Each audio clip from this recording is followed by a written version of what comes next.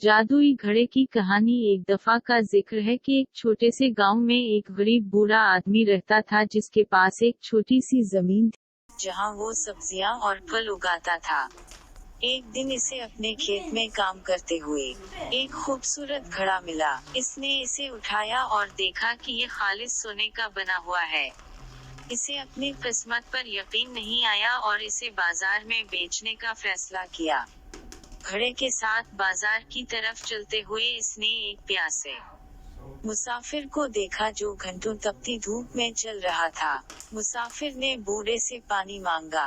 बूढ़े को मुसाफिर पर तरस आया और इसने इसे घड़े से पानी पेश करने का फैसला किया।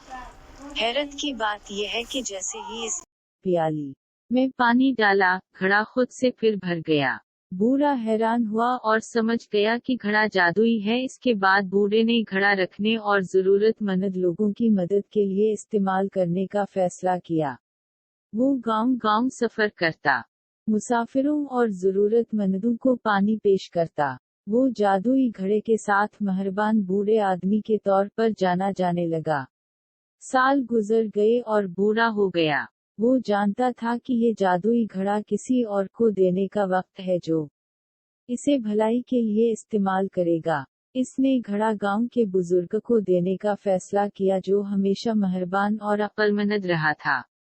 बुजुर्ग तोहफे के लिए शुक्रगुजार थे और इन्होंने वादा किया कि वो घड़े को दूसरों की मदद के लिए इस्तेमाल करेगा। कहानी का अखलाक ये है कि एहसान और बेलूसी का हमेशा बदला मिलता है। बूढ़े आदमी के अच्छे अमाल और बेलूस तबीयत ने इसे न सिर्फ खुशी दी बल्कि इसे एक अनमोल खजाना भी दिया जिससे वो दूसरों की मदद करता था। और आखिर में इसे इस इल्म से नवाजा गया कि इसके चले जाने के बाद ही घड़ा नेकी के लिए इस्तेमाल होता रहेगा।